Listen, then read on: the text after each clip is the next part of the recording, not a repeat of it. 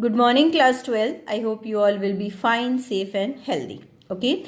So now in today's session, I'm here to explain you the type of adsorption. So first of all, I'm just reminding you once again, which I have explained in the previous session, what is the adsorption.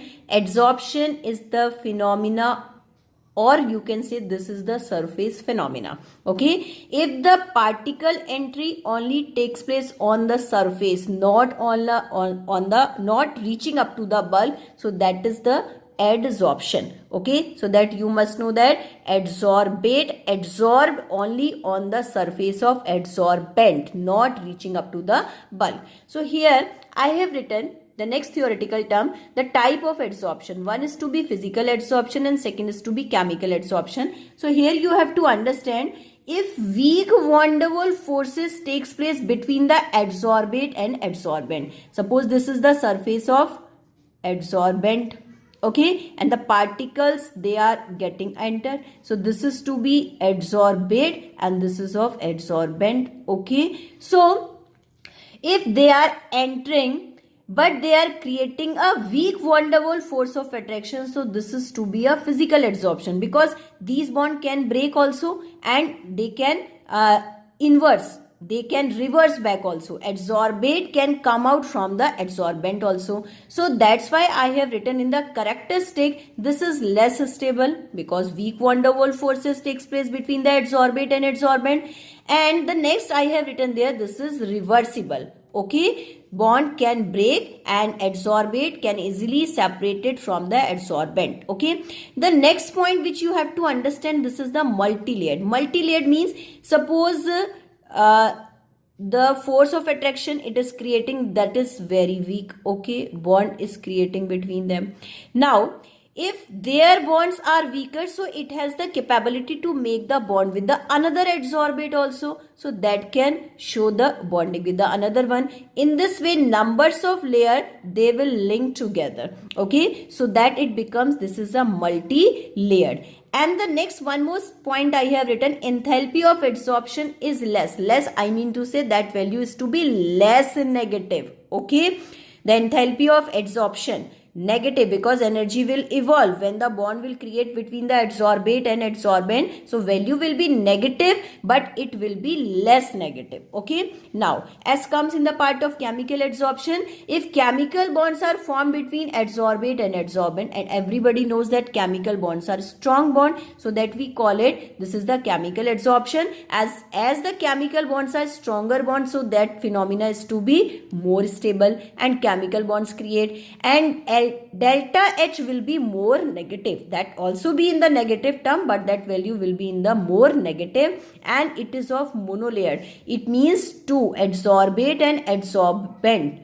Adsorbent and adsorbate, they create a strong bond between them, so they do not need the bond with another one, they get stable between them. Okay, so that's why this is to be a monolayered and these are to be multi-layered. Okay, now we have to understand what are the factors which affects the phenomena of adsorption. So first of all, we must have to know nature of gas. As you know that gases have negligible force of attraction and they keep on moving in zigzag motion, or randomly they keep on moving. Okay, so those gases which are easily liquefiable, liquefiable means those easily can convert into a liquid form. That part I have explained in class 11th. Okay, in the chapter of states of matter, have more tendency of adsorption easily. If suppose this is the surface and gases already they do not have any force of attraction, they are already expanded, but if they will come closer to each other, then they will convert into a liquid form. So easily they will be liquefiable, and liquid easily can adsorb on the surface of adsorbent. Okay, so the gases which are easily liquefiable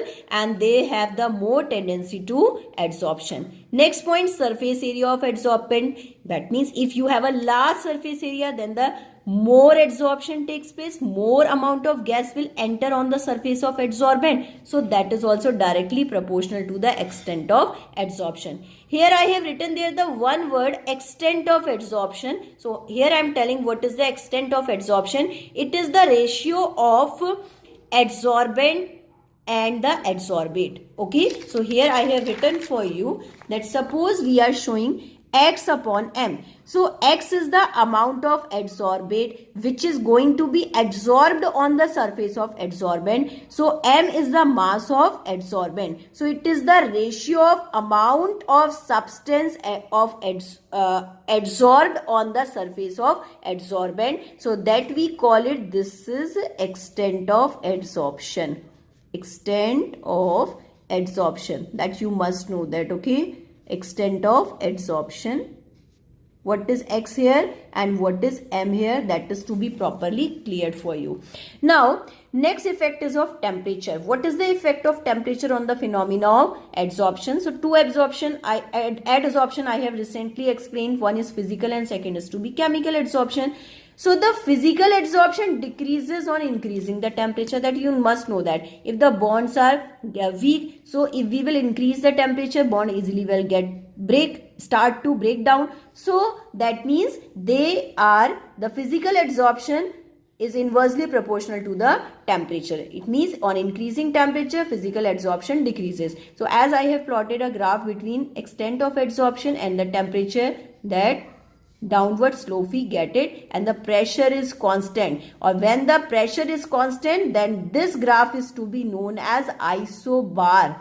Iso means constant and bar, this is word is to be used for pressure. Okay, now chemical adsorption, the extent of chemical adsorption first increases. Here you have to understand, first it will increase, then it will start to decrease. Okay, why does it happen? Because whenever the chemical adsorption takes place, then the bond rearrangement takes place. Suppose first of all bond starts to get formed, then maybe they will get break also. Okay, then new bonds will start to form. Okay, so this rearrangement, because of this rearrangement, first of all chemical adsorption increases, then it starts to decrease.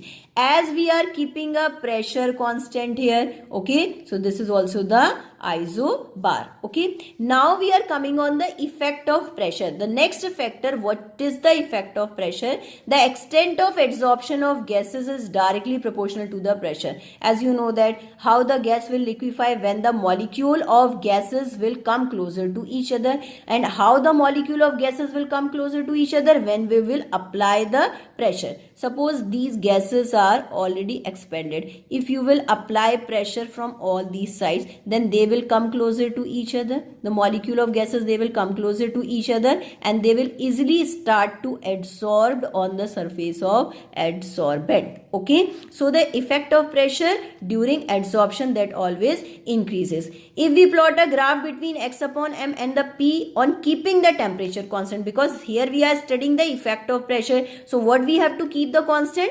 Temperature we will keep the constant. So in that case, the graph name is to be known as isotherm. Iso keeping constant and therm word is to be used for the temperature. Okay, now so there we have to understand x upon m and p, that value is going to be increased. That value is going to be increased continuously. Okay, temperature is constant. Here I have written there the one word for you. This is a PS.